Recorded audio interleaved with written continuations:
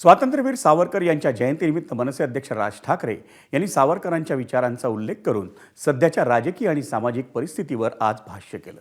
सावरकर हे हिंदू राष्ट्रवाद मांडणारे तत्त्वज्ञ, क्रियाशील समाजसुधारक आणि विज्ञाननिष्ठ विचारवंत होते। मात्र त्यांच्या टीकाकारांना पूर्ण सावरकर कधीच समजलेच नाहीत, असं राज ठाकरे यांनी म्हटलंय।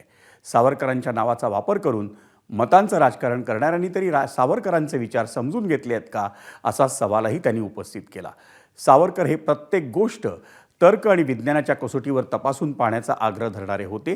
मात्र आज महाराष्ट्रात व्हॉट्सॲपवरील माहितीची सत्यता न तपासता ती खरी मानण्याची प्रवृत्ती वाढल्याची टीकाही राज ठाकरेंनी केली।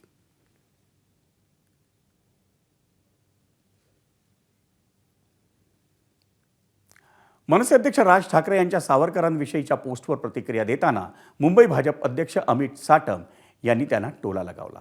राज ठाकरे यांनी कोणाला टोला लगावला हे त्यांनाच विचारा। खरे स्वातंत्र्यवीर सावरकर कोणाला कळले हे महाराष्ट्राला माहिती असल्याचं अमित साटम म्हणाले। आता त्यांनी कोणाला टोला लगावला हे तुम्हाला त्यांना विचारावं लागेल, याचं उत्तर मी कसं देईन।